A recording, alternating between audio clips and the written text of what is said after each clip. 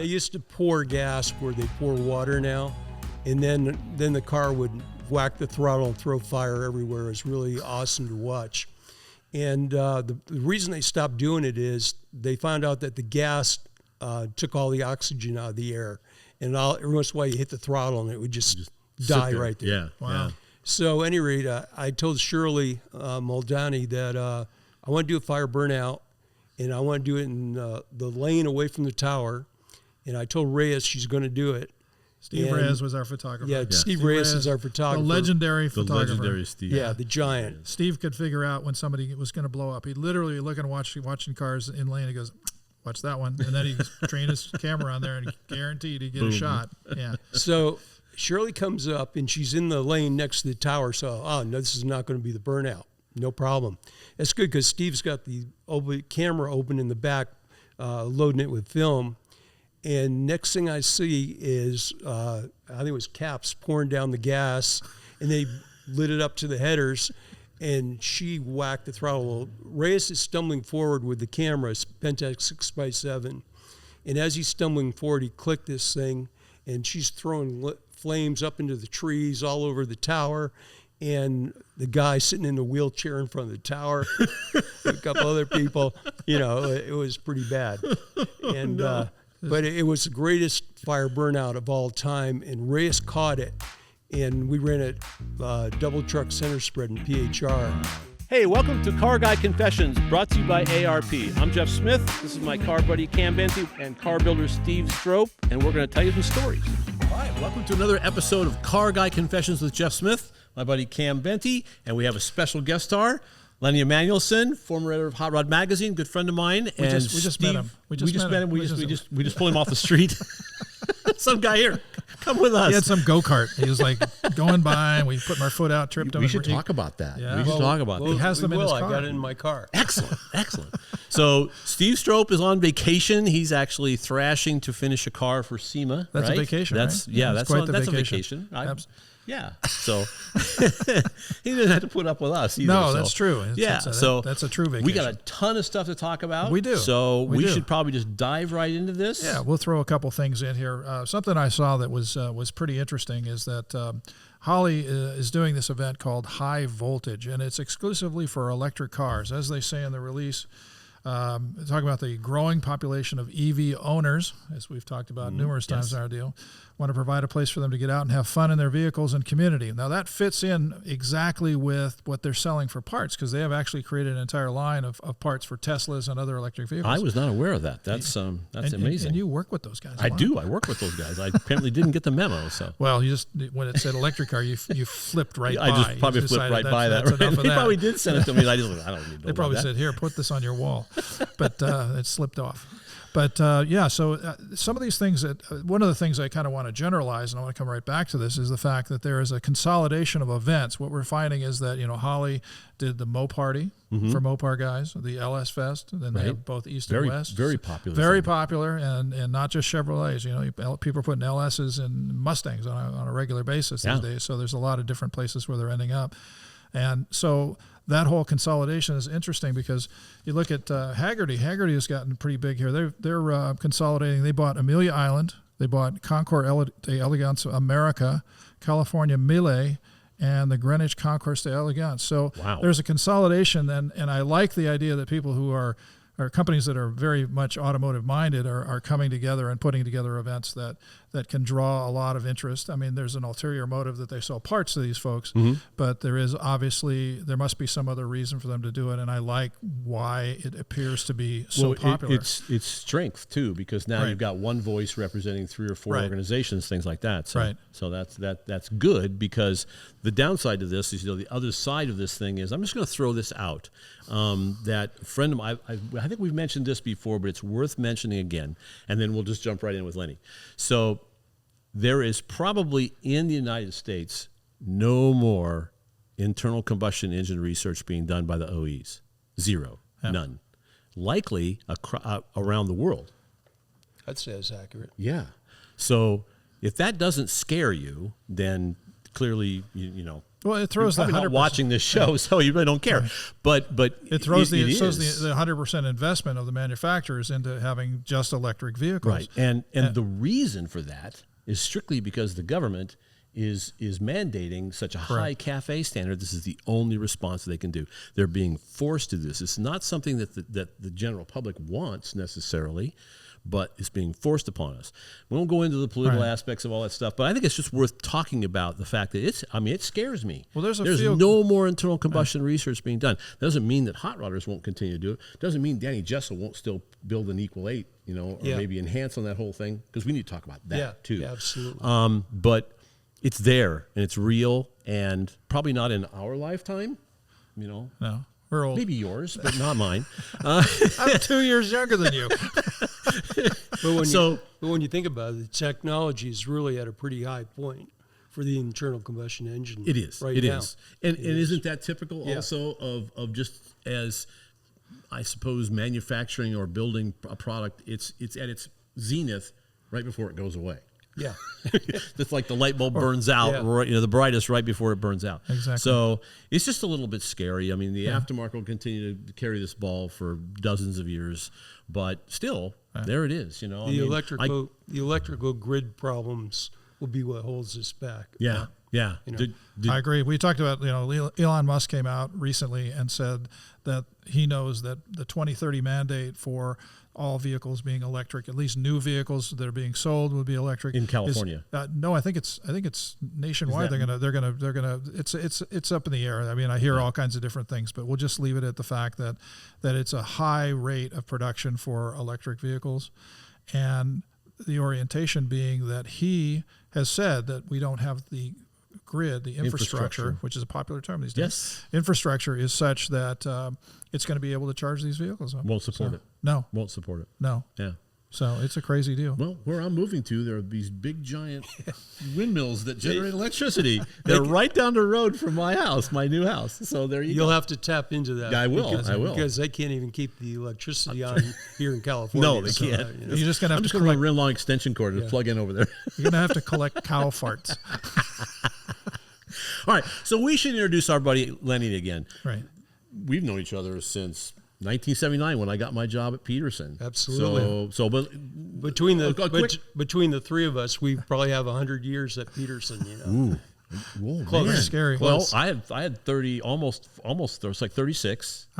Somewhere in the 20s. I was 20. Yeah. So that's 70 something. That's scary. Yeah. Yikes. It is crazy. But Lenny was talking to me about some things, and we were talking about what he might talk about, and a lot of it has to do with. We talk about innovation with electric cars as of late, but really to understand the innovation with the automobile, you have to go back in time. And Leonard was with, we knew a lot of these guys like Ack Miller, we know Jessel, we know these kinds of folks. Right. But to understand them fully, I don't think I really actually understand the full breadth of their impact. And that was something we were talking about. Yeah. He could address, I started thinking about this, that the legendary people that I met in this business, and I had the opportunity to really get to, interact with and stuff, and it was really great. And, there are guys like Ack Miller, he was, Ack was the first guy to mess around with, alternative fuels and turbocharging. And Bill Strope, he was the real guy who kicked the off-roading thing off. I mean, he built Big Ole. He co-drove with Parnelli Jones. He built Rod Hall's truck that dominated for so many years.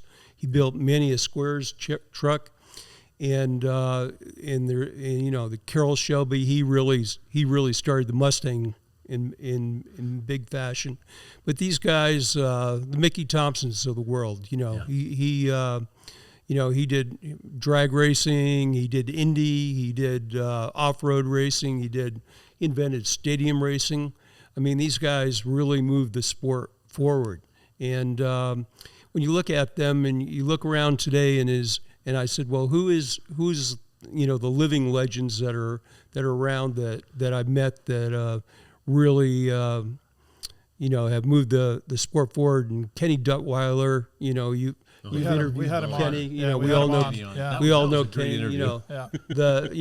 the world's fastest piston-driven Yes. vehicle, Yes. period. I mean, how many years ago? It was only like 25 years ago. The Speedomotive car had the record for years and years and years at 409, and it sat there, and it thought, "Is this the best we can do?" Altique, Altique, and then all of a sudden, those guys showed up, and it's spiraling. I think I don't know how fast did they go this year. I don't know, but it's been 460 so many times. So 480, I think they were in the 480 range. Yeah, because when we interviewed him, he said if they can extend the course another mile, he says we can go 500 out the back door. Yeah. But it won't count. It won't count, unfortunately. But I think at this point, it's just let's just hang our hat on that. Absolutely. I mean, it's not a real record, but there it is, Absolutely. right? Who else is going to do that with a piston engine, wheel-driven car? Right. I was like, just astonishing. Hey, I'm curious. And another guy, one of my clients, Dan Jessel, he just has built a race engine from scratch. And the Equal 8. The Equal 8. And it's a 427-inch push rod, 2-valve engine, and it's making right about 3 horsepower per cubic inch. Wow. Yeah. So they ran the dyno finally. What were some of the numbers? He was looking for 1,325 horsepower. Right. And he made 1,282. And that was at what RPM? I think 12? I got it right here. Yeah. It was that was at 10.2. 10.2. Okay. So because he was shooting for 13,000. Yeah. Right. Yeah. So if he could make 13,000, that number's going to be huge. It'll be because huge. Because the torque was way up. It was 713. Okay. Is this a straight 8 or what? No. It's a V8. It's a V8. I did a story on it for Engine Labs. Okay. And spent a lot of time with you and with Danny and with Danny's guys. And the neatest part of the whole thing was that the camshaft tunnel that he builds clamshells for them in order to fit the camshaft. But the camshaft tunnel, I think, was 3.5 inches in diameter, which is longer than some strokes on some engine, and that's it's the longer camshaft. than the stroke on that engine. Yeah, on that engine. Yeah, yes. it's 3 1/4. So it's just this giant hole in the middle of the block, and that's so that he could put these clamshells around the whole package and slide it in. And then he has the cartridge lifter package, which is at inch 200 or something like that, or 1 inch in diameter. It's 1 inch in diameter. Yeah. It has a 250 wide roller, but the cam is 6.3 inches away from the crank. And that is huge, compared to a big block Chevy is like 4.5. Right. So, why did he do this? What was the purpose behind this? Dan has complained about crutching every engine he's ever worked on. Right. That he's had to fix this, he's had to fix that. Like the new Hemi, they didn't allow room for rocker arms, shaft rockers in it. And the LS, they didn't allow room for the there's no room valve for tray. And then there was all these problems. So he decided he was going to design an engine from scratch, and while he was at it, he was going to fix it all. He did everything. It was everything from stretching the length of the block so that the counterweights on the crank could be smaller in diameter. Wow. Yeah. And there was nothing that he left to chance. And it was built around the valve train. Yes. It was designed around the valve train, which really is not the way other V8 engines have been built. No way. Dan's really smart that way, and he wanted the every cylinder be exactly the same. The shot to the valve was a straight shot with the intake. And the valve train was just as important. It had to be, he calls it a straight column valve train. It's not a 1 degree variance in it.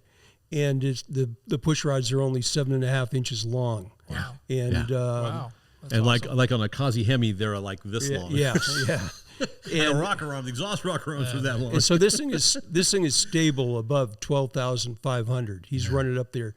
The problem, it's not the problem, but the development they're at now is they keep needing bigger manifolds, bigger headers, and so because it's moving so much more air. Yeah, so they got it right. So they got it up to 1,282 horsepower.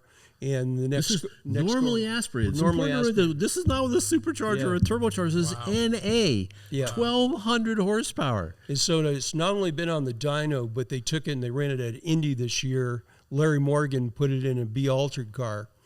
And he went out and ran it and found out he just didn't have enough gear in it, but it still ran 5/10 under Larry Morgan's index. Wow. And it ran I think 713.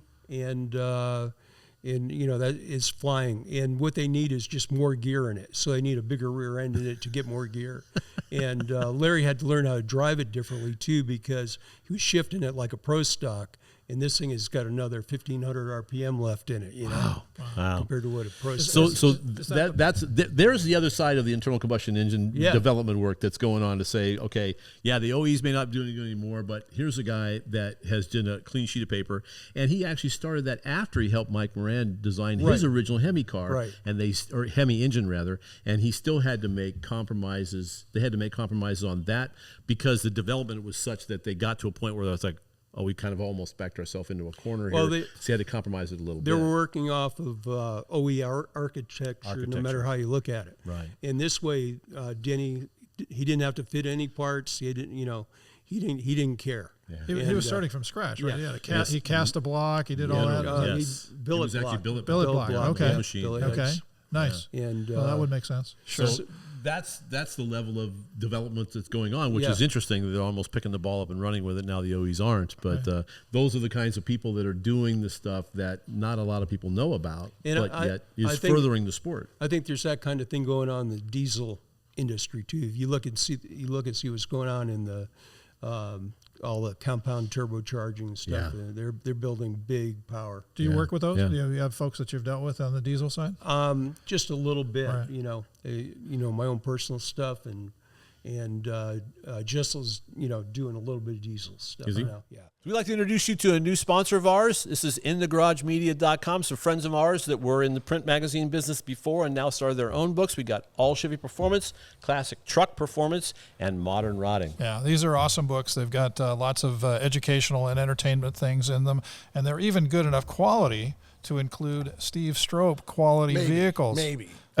He's we'll working see if up I'm to allowed in there. That's right. I don't know. So In The Garage Media, InTheGarageMedia.com.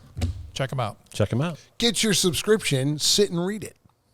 And with ARP, it's not just a lot of intake manifolds, studs for heads, but they also have a humongous selection of American and metric that we use all throughout the car, even large bolts that we use on the suspension components, because you want that same strength, that same durability and reliability, plus the beautiful looks. And stuff outside the catalog. Right. They have a special order program where if you're a builder and you need some special stuff made, they can do that for you. So it's an amazing, amazing company to work with. So check them out at arp-bolts.com or check out their catalog. You'll find everything you're looking for.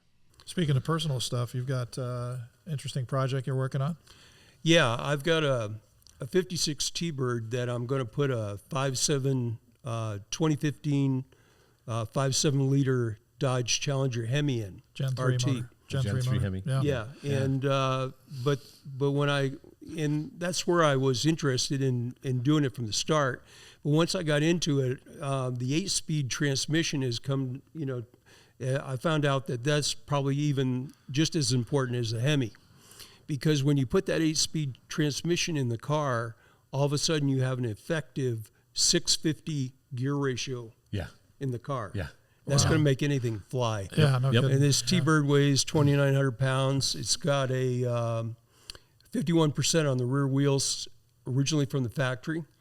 And so and it's got a huge engine compartment. A friend of ours, Tom Curno's, got a 55 that he did a tribute to the Chrisman car. And it's got a 392 Hemi in it. And it's still plenty of room. Yeah. Because those Hemis are wide. Yeah. There's no way around it. There's all kinds of when you put the room valves there. like this, it takes up a lot of architecture or a lot of room. Did you have the Thunderbird already? Is that something? I had the Thunderbird for about a year. I was going to rebuild it, and then I got tired of it leaking on my driveway and stuff. The 312, and it's like a Y block. So everybody wanted me to put a Coyote in it, and I looked at the expense of them, and they're pretty cheap. wide. They're pretty wide too. They're even wider, I think, than the Gen 3 Hemi. And so I just decided to do the Hemi. I thought the dual plug Hemi head thing would be cool. Sure. And and then back in the 50s, people were doing that, right? Yeah. Yeah. So this is kind of a and I thought, I didn't really realize what was happening to the swap market is that, for the longest time, people were building engines. That's what we did at Hot Rod. We built engines. And then it was crate motors. and now it's these swaps out of the junkyard. Right. And the reason is that if you get a crate motor, all this other stuff you have to have, the harnesses, the computers, the standalone harnesses and stuff, it'll just kill you. The money will just kill you. This way, the one I just bought from is a place called Advanced Bay up in Sacramento, and Dimitri, when he took it out, he gave me the entire harness to the whole car, and he didn't cut one wire. And that's cool. what you really need, That's because what you need, because yeah. the car's got about 3 different computers in it. Right. And I'm going to put those computers, even if I have to tie them up out of the way in the T-Bird, they're going to be in there. Bundle at the top of it. So Yeah. the motor's going to think it's in the Challenger, and it's really going to be in the T-Bird. Is that where it came from? You had a Challenger that was a donor vehicle? Yeah. So that was at this company that you're talking about? Okay. And you need to find a salvage guy that'll work with you, and you need to you just make sure the engine's running, and they offer a warranty and stuff. But it's a great way to go. Mm-hmm. It's pretty cool. Yeah. I ended up doing a Pontiac, as you know, and I ran into all kinds of problems with harnesses. I bought I had the crate motor, which was great. I appreciate the situation. Was that an LS? It was an LS. It was the 525 horse LS3 376 cube motor, and I battled the harness for a long time. I had the computer, but the harness never matched, and that was kind of the downfall of that project. Ultimately, it went together, but it was like the amount of effort was crazy. But that's great. That sounds like a really, really interesting project, and a light car. Super light car. Yeah. And like 8th gear is equivalent to having a 2.07 rear gear. Yeah. So it's going to be idling down the freeway at 70 miles an hour, right? 650 on the bottom end. You got 207 on the back. Yep. I knew you were a mileage guy. Yep. Yeah. Well, I'm going to keep the 4-cylinder delete at cruise too. There you go. Yeah. Why not? There you go. Yeah, because it's seamless. You can't really feel it. Yeah. You can't feel it. It just runs in 4-cylinder mode when it's light throttle. Cruising down the highway in Nebraska where it's flat and straight. You don't need all that power, so just delete those 4 cylinders. Right. Yeah. So we'll just see how the drum brakes work out. That's right. That'll be interesting. That probably that may need some attention. Yeah, won't be doing the Pikes Peak Peak thing. once. You can stop once, but after that, it's a bit of a challenge. Yeah, won't be the Pikes Peak thing that we talked about the other day, right? Hey, I had a question for you, because I know some of your background, though. But when you came out, we're talking about the history of the folks that you've met through your career. You came out from Connecticut to California, and you ended up working for Popular Hot Rodding? Yes. Okay. Yeah. Fortunate to get a job there and be taken under Lee Kelly's wing. Yeah. He is awesome guy. He's an awesome guy. Because he was the editor at Popular Hot Rodding at the time, correct? He was. I didn't know crap, to be quite honest. Yeah. I knew about cars and that was it, but I didn't know anything about the magazine business. And he made it look simple. And I worked with him like my entire magazine career, and Super guy. I owe it all to him for sure. Yeah. Yep. Me too. I've got quick Lee Kelly story. My first day at Carcraft Magazine, right? And so I'm driving my 55 Chevy because that's all I got to drive. 292 small block, 456 gears, 4-speed. That's the Chips car. Yes, the car that was in Chips later, yes, for one horrible episode that we won't talk about. That's my fault. We already did. So my fault. anyway, because my wife needed a car to drive, my Chevelle, so she could go find a job. So I'm driving this thing in, and I pull into G3, right? Pull in there because I don't know where else to park. It's my first day, and what was the guy's name? Ben. Ben, Yes. Big Ben. Oh. And he goes, "I'll take care of I'm brand new here. Is this where I'm supposed to?" He says, "Just leave it here for now. I'll be fine." And then Lee pulled in right behind me, and he goes, "Who are you here to see?" And I said, "Well, it's my first day at Carcraft." Welcome. He goes, "You want to sell your 55?" Right away. Well, Ben alone was a story. I love the old Ben stories. Yes. Yeah. Yes. Ben was the second most affluent guy in the whole building. Because he was on the stock market. He was in the wasn't he? stocks. Yeah. It was It was Mr. amazing. Peterson, then Ben. It was a bit of a jump. That was an interesting garage. There was either a Gatling gun in there or, some exotic car. Or a polar bear. Or a polar bear. Yeah. Have we told the polar bear story? We probably have. I think we have told the polar bear story. Yeah. But working at Popular Hot Rodding was it was some of the best times. Lee Kelly had this project truck. It was a 33 pickup with a blown small block in it, really simple engine, 4-speed. And that thing used to run 1119, 120 miles an hour. And we used to run it. He used to drive to work all the time. That was fast. And, in the 60s. Yeah. 60s and 70s, that was cooking. And That's it was really funny. fast. Street Rodder magazine challenged us to a drag race, and we just killed them. It was Excellent. Tom McMillan's double A100 with Wet big dream. block Chevy in it. Yeah. So those were the good times. And another fun story was I had to take Project X out to. They were shooting. Hollywood Nights? Is that when they were Hollywood shooting the Nights. movies? Hollywood Yeah, Nights. Hollywood On Van Nights. Nuys Boulevard, Oh, yeah. my And it was Tony Danza and Michelle Pfeiffer And Doug Marion. riding in the 57. And I took it out there and I taught Tony how to drive it. And he ripped the blower pulley off the snout of the crank that night. Oh, no. Through the radiator, the whole thing. Yeah. Yeah. Racing that guy in the Cobra. We should probably explain Project X for a second. Yeah. Yeah. So that was a 57 Chevy that Popular Hot Rodding started, early 70s, right? 'Cause I No, was- it was in the 60s. it was the in the 60s. Yeah. Because I can remember Do you credit reading Elliott? about. Do you credit Elliott for Yeah, Project X? absolutely. Okay. Yeah. George Elliott invented the project car. Yeah. And And that car clearly has tenure over anything else. Absolutely. I mean, not even close by probably decades. Yeah. Because it was a long run 65 project. Yeah. I remember doing the research. It was 1965. It was 1965. Yeah, that's when it first showed. And then GM redid the car this maybe 10 years ago. Yeah. And they really did a number on it. Yeah. And the only thing that I didn't like about it was the rear wheel wells were its only distinguishing feature, and they converted them back to stock wheels. 57s. Oh, okay. Yeah. Yeah. But other than that, the car is just gorgeous now. Yeah. Amazing. It was Yeah. a wreck. All the time it was Project X. It was a wreck. Oh yeah, people don't understand. They think. I had personal experience with this. We were on Power Tour, but people think that the magazine project cars, because they're placed on a pedestal, right? Yeah. So they think these things are spectacular, and they're great, and they're finished, and they're like a car that Strope would like build, a trophy. right? Yeah, like a trophy. And Yeah. they're mules. They're Yes, mules. they are. They're hatcheted. They're taped together. They're because you're constantly doing things to them. So Yep. they're mules. And it's like if you ever get close to a military jet, you think, oh, they're so pristine. Everything. No, they're leakers. Yeah, they're leakers. Yeah.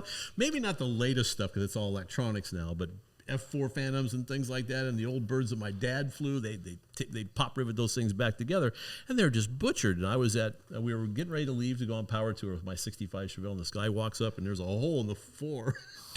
I'd hacked a hole in the floor to put this 6-speed in, and he goes, "My God, this thing's just hacked." And I said, "Yeah. So, well, this is a magazine project. You guys are all hacks." It turns out, walks away, and it was like, I wanted to say, well, look, you try doing this. I'll come by here and work 18 hours a day. Also by the way, got to put a magazine out, do that right? too. And Right. then build this car and go on Power Tour and see how good your work is, But that's just, Exactly. yeah, it's just typical thing. Exactly. So Well, I think that's one thing that Freiberger's, woken me up to a little bit, and I think everybody else is, just drive it. No Right. matter what it is, Right. just drive it. Just drive it. Have Sure. some fun with it. and an allergy to paint. And Complete wax. allergy to paint, wax, Wax, no, polish we of any don't kind. need to do that stuff. So when you were at PHR, who were the icons that you got to work with? You had to be a bunch of them that you ran into along the way. Well, I worked with Strope and Miller and those guys back then. We did quite a few projects together, and we did Let's talk about Ack Miller for a second, because he Okay. was doing propane and turbocharging long before anybody was talking about alternative fuels. This was back in the 70s. Yes, right? when he was deep in his 70s, he was racing Pikes Peak in his Sprinter That's amazing. on turbocharged on propane.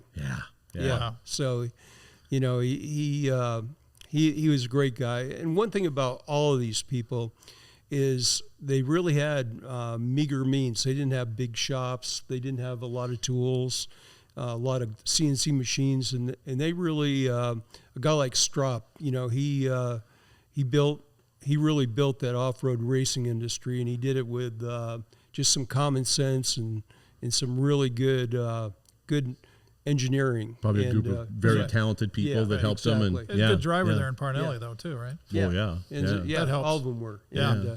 And, but what you don't know is Strope co-drove with them all the time. Really? So he had like a riding mechanic. Yeah. And he rode with Paul quite a bit, too. Mm-hmm.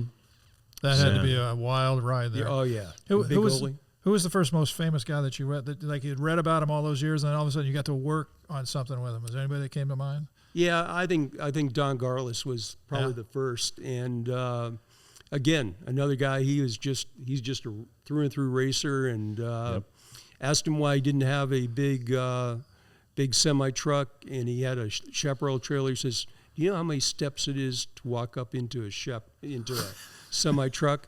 And I said, "Yeah." He says, I walked 3 steps up into my chaparral, and I'm not worn out at the end of the day. Yeah, exactly. You know? He's making the laugh. Yeah.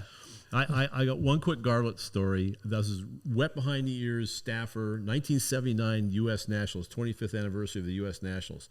So I'm in charge of like stock eliminator and the door classes, right? That's my job. You're covering that, is what you're saying. That's what I'm covering for the magazine because Asher was the fuel guy, but I would occasionally walk through the pits, and here was Garlitz's rig, you know, kind of rough, and the door to the chaparral trailer is open, and there are 2 columns of handwritten Sharpie notes, and one side says what causes tire shake at the top.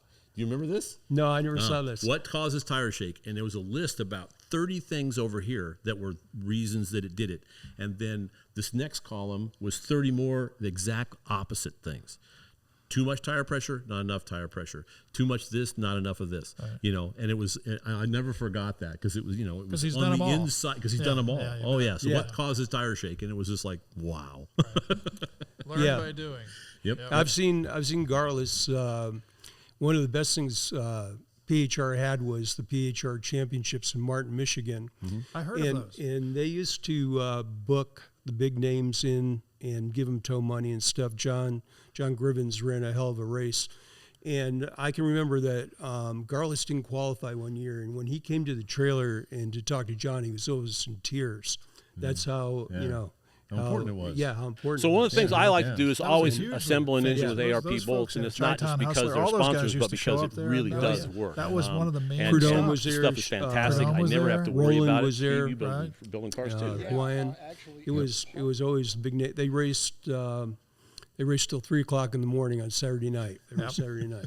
US 131 dragway. Wow. That was my first meeting with John Grivens. Yeah. So I go to the track. I'm with Pister. Pete and I go there, and Pete has a 6-cylinder Mustang rental car, right? So I see John, and hey, how are you doing? Nice to meet you. I heard all this stuff about you, the whole bit, and I saw there was a dirt oval in the back. And I said, do you mind if I high banked oval? Is a dirt, right? You know the one I mean, right? High bank. So it's like high bank dirt oval. I said, do you mind if I take a couple of laps? And he goes, have a good time the whole bit. So I literally am reverse locking this Mustang and going around and around. And he comes flying in, and like one of those deals, those launches like a off-road truck. And he goes, what are you doing? And I said, you told me I could take a few laps. He goes, yeah, I'm going to get you fired. I'm going to tell George you need to be gone. So it's like, holy shit. So I go back and I park on the side, and Pete is just freaked out. Pete's like 22. So he's freaked out, and Pete goes, oh, no, we're going to lose our jobs. I said, well, we have another problem. He says, what's that? He says, all the wheel covers are over there. All the wheel covers flew off the Mustang. So I was like, I had to go get it. I guess we can't drive over there. So we walked over to go pick up the wheel covers. All 4 of them were gone.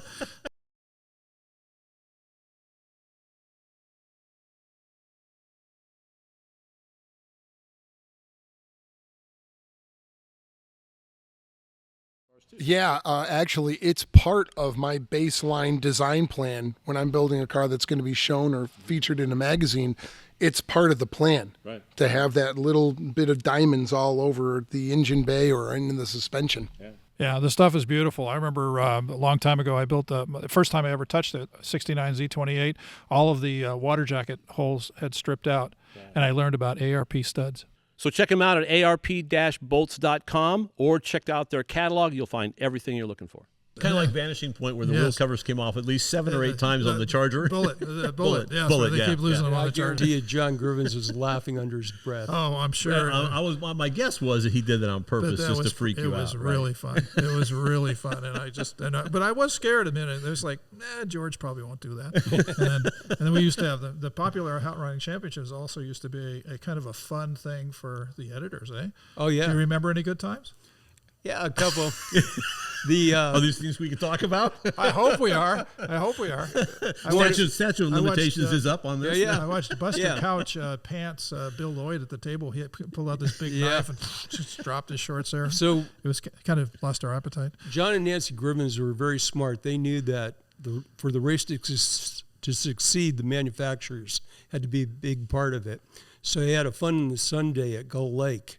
And so all the manufacturers would come, we'd get the ski boats out, there'd be a lot of drinking, a lot of good food, just time. A really good time. Yes. And so I remember I had, John had this long deck Mandela flat bottom with an LS7 in it.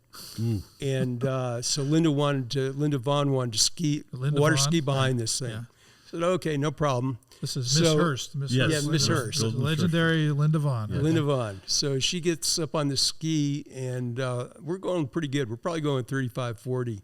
And she was a really good skier. And she comes out of the ski, and she says, anybody got a towel in the boat? Uh-oh. She'd lost her bottoms to her bikini. So she had to pull in the boat. Nice. There was that kind of stuff going on all the time at the lake. You would think the stress would have been up, not down. Yeah, exactly. Well, she had the ski vest on. There you go. Okay, there you go. There you go. You're safe. Yeah. But and one of the times I'll never forget is there was a guy back there, Bob Daniels, and he was NHRA. Oh, yeah. Division 3 guy, wasn't he? Yeah, and he was in charge of the race, and he said no more fire burnouts. And I looked at explain what a fire burnout is. Well, a fire burnout is they don't do these anymore. Yeah. They used to pour gas where they pour water now, and then the car would whack the throttle and throw fire everywhere. It was really awesome to watch. And the reason they stopped doing it is they found out that the gas took all the oxygen out of the air. And every once in a while you hit the throttle and it would just die right there. Yeah. Wow. Yeah. So at any rate, I told Shirley Muldowney that I want to do a fire burnout, and I want to do it in the lane away from the tower. And I told Reyes she's going to do it. Steve Reyes was our photographer. Yeah, Steve Reyes is our photographer. The legendary photographer. The legendary Steve. Yeah, the giant. Steve could figure out when somebody was going to blow up. He'd literally look and watching cars in lane. He goes, watch that one. And then he trained his camera on there and guaranteed he'd get a shot. Yeah. So Shirley comes up and she's in the lane next to the tower. So, no, this is not going to be the burnout. No problem. That's good because Steve's got the camera open in the back, loading it with film. And next thing I see is, I think it was Caps pouring down the gas, and they lit it up to the headers, and she whacked the throttle. Reyes is stumbling forward with the camera, it's Pentax 6x7, and as he's stumbling forward, he clicked this thing, and she's throwing flames up into the trees all over the tower, and the guy sitting in the wheelchair in front of the tower, a couple other people, it was pretty bad. And but it was the greatest fire burnout of all time, and Reyes caught it, and we ran it double truck center spread in PHR. Wow. And you can see Shirley's eyes are bright red through the helmet, and wow. Man, I remember it was that just, shot. It was a pink car with all that fire. It was great, but Daniels was pretty upset. Well, they did fire burnouts. I mean, the whole point is heating the tires initially, but obviously there's a great show side of it. And then they went to bleach. That's why they still call it the bleach box. Right. And then they went to water, and that's what it is today. Yeah. So all in the sake of all the fun has been taken out of it, hasn't it? Yeah. Don't you know it? But the PHR championships, that was, I was not there with you. I was there years later, but we always had a good time. The Fun in the Sun deal was a great time, and made it about 20 21 years, I think. Wow. Yeah. And then the times at the Anchor Inn. Oh, My God. Some crazy stuff. I hit Dave McClellan with a pie there. Oh no, really? That's benign compared to what everything they used to do. Yeah. yeah. I can remember trading T-shirts with Dale Armstrong's girlfriend at the time. Yeah. In the spa. I don't know where we were. I don't remember where you were. Good times. Yeah, no doubt.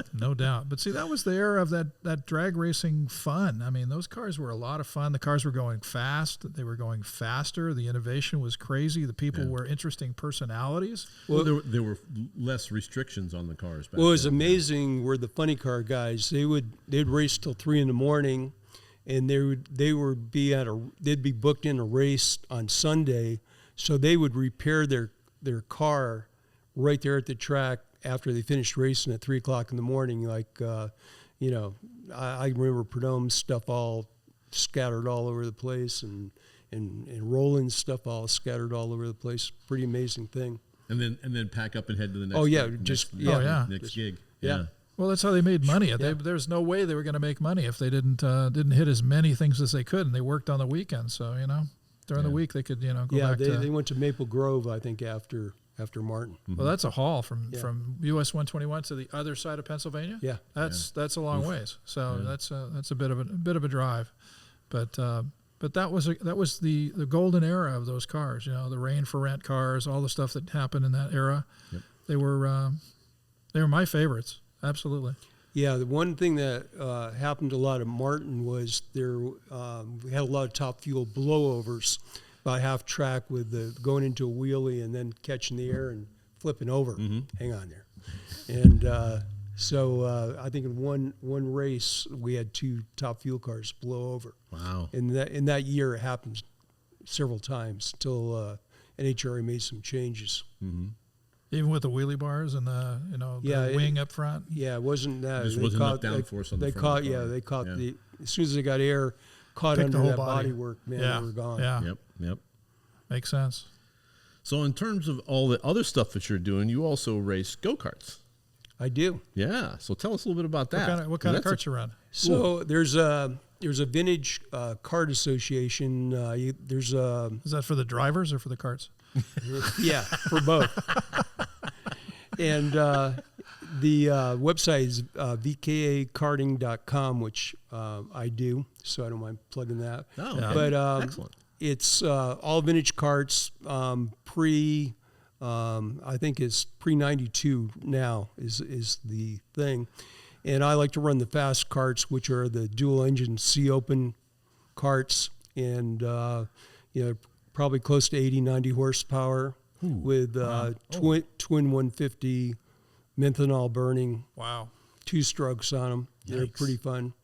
And then the one I'm going to race this weekend up in Bakersfield has got a 135 methanol burning motor on it, and it makes about 46 horsepower. But it's These are all shifter karts, kind of. No, they're all centrifugal clutch. Okay.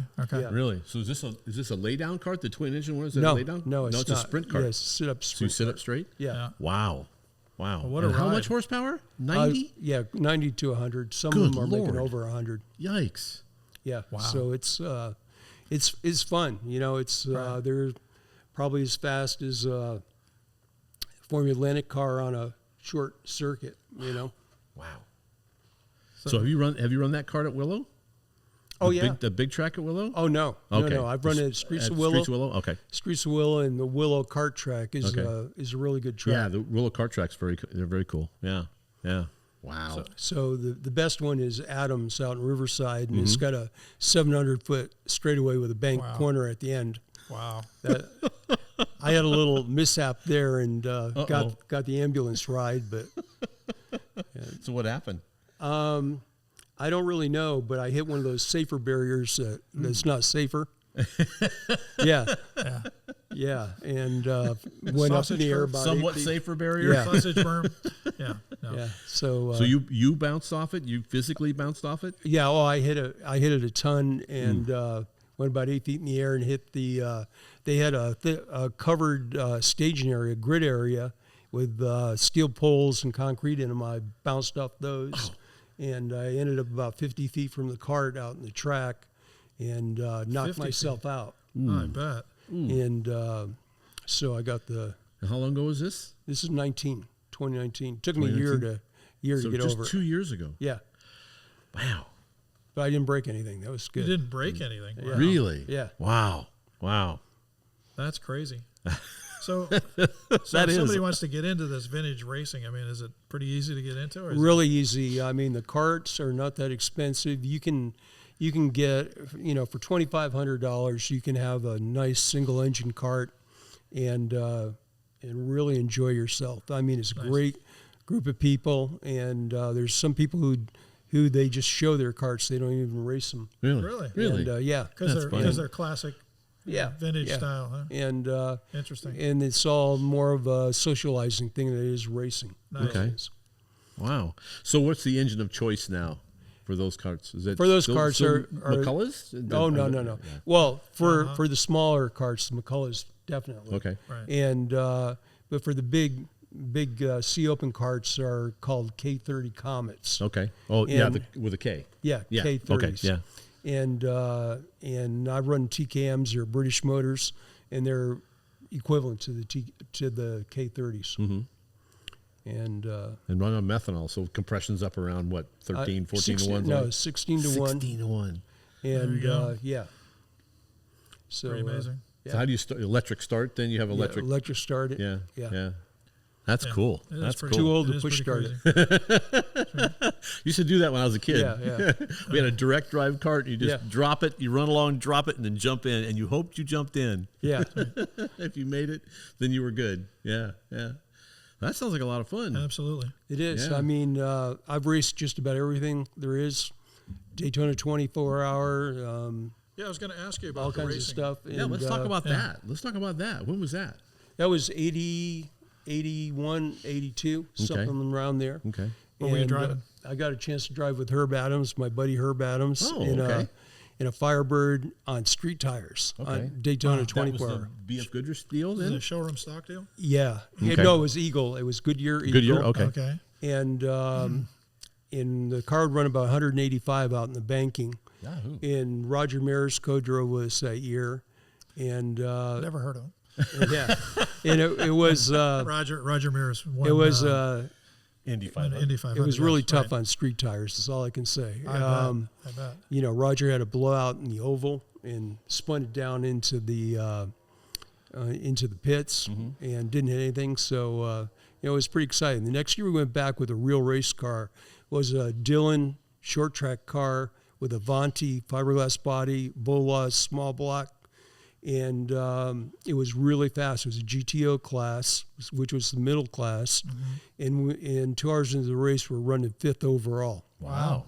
And we were going over 205 on the oval, and no side windows in the car, and No aero drag on that one. yeah, and no stagger in the car either. And, Oh boy. and so we didn't think it was going to rain, and of course it did. It got the race got red flagged for rain, but I ended up doing 9 hours of the driving because Joe Ruttman was co-driving with us, and he got sick from the gas fumes. Oh, no. And then a couple of people couldn't drive because of water coming in the side window of the car. But You were They couldn't drowning. drive. They couldn't drive because of all the water. Is that what it is? yeah, I go through the infield, and the water would splash over the tunnel. Oh, okay. Yeah. Over the tunnel Wow. inside the car. Yeah, that's how much water is in the car. And it was Wow. funny. There was another magazine guy racing the 24-hour, Tony Swan. From Motor Trend. yeah, From sure. Motor Trend. He was Yeah. racing an RX-7, and I love passing him.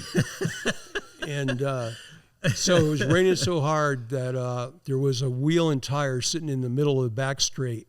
He didn't see it. You couldn't see anything. Oh no. And he ran into it at 160 miles an hour and flipped it over, flipped it end for end. Wow. Oh no. So, it was, Swan song. they finally stopped the race. I bet. I Yikes. bet. That's Yikes. crazy.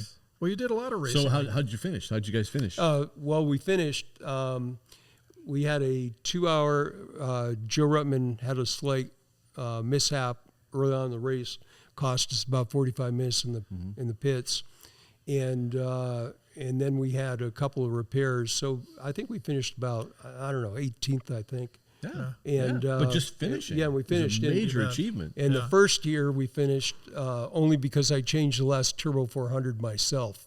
Oh no. Yeah. The crew said no more. So it was an automatic. Yeah, it was an automatic, which is terrible. Which is not a good idea because you can't manage the heat. No, it was terrible. No. The only thing that might work on that would be a lock-up converter, but then the converter is super heavy, and that doesn't. You didn't have the ratios you needed. You know, it was bad, but it had a big block. Always either too deep or not deep enough. Had a big block, but it was pretty fast on the straightaway. Yeah. Wow. Of all your time at Hot Rod, we'll just pick on Hot Rod here. What was the couple of moments that stand out to you, or one that just was like, this is why I've been in this business, why I'm in this industry? Is there anything that stands out, like spending time with Randy Lorenzen or something? Spending time with Randy, now that's another thing. I guess it's the people. Being at Hot Rod is the people that you get to work with and you deal with on a daily basis, manufacturers, just friends in the industry and stuff, and it's great. And hired Randy, and he made me look good with his photography over the years. He really made me look awesome good. Talent. Awesome talent. I found out early on, the better people you hire, the better it is for you. Exactly. So what happened with me? You slip up sometimes, there's stuff that happens and you just go, what the hell? So there it goes. But I agree with you. I think it's the people because you were that really make the difference. I did some research, and I think you were the second longest tenured editor at Hot Rod. Right. After Wally Parks. Right. Because he was 10 years, and I think if I recall, 6.5 years. Yeah. And I barely made 6. Can you imagine having Marlon Davis, Gray Baskerville, and the assortment characters I had working for me? CJ Baker. Yep. Before he went Circle Track. Yeah, right. And myself and Jeff Tan. Oh yeah. There you go. And I'd be going home at night and beating my head against the steering wheel. And my wife would say, "What's wrong?" I said, "I got Gray and Marlon working for me. What more do you need?"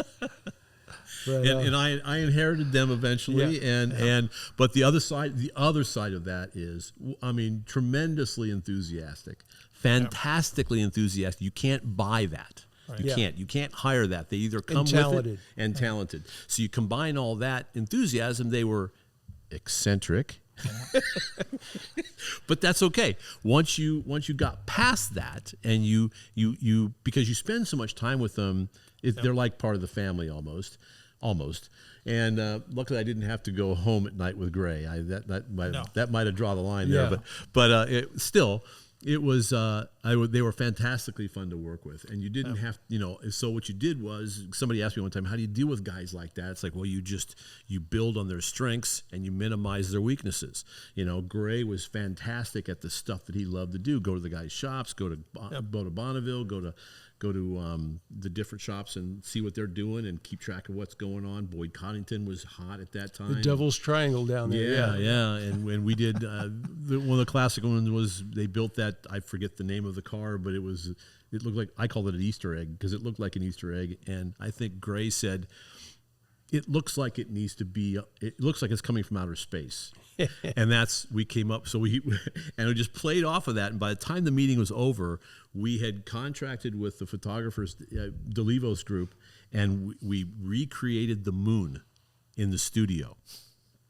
And initially what we were going to do was to project that classic blue marble shot that NASA came back with from the moon of the Earth, right? Mm-hmm. We were just going to rear project that on the back wall, and it didn't really work. I think Jim Brown was helping us with this at that time.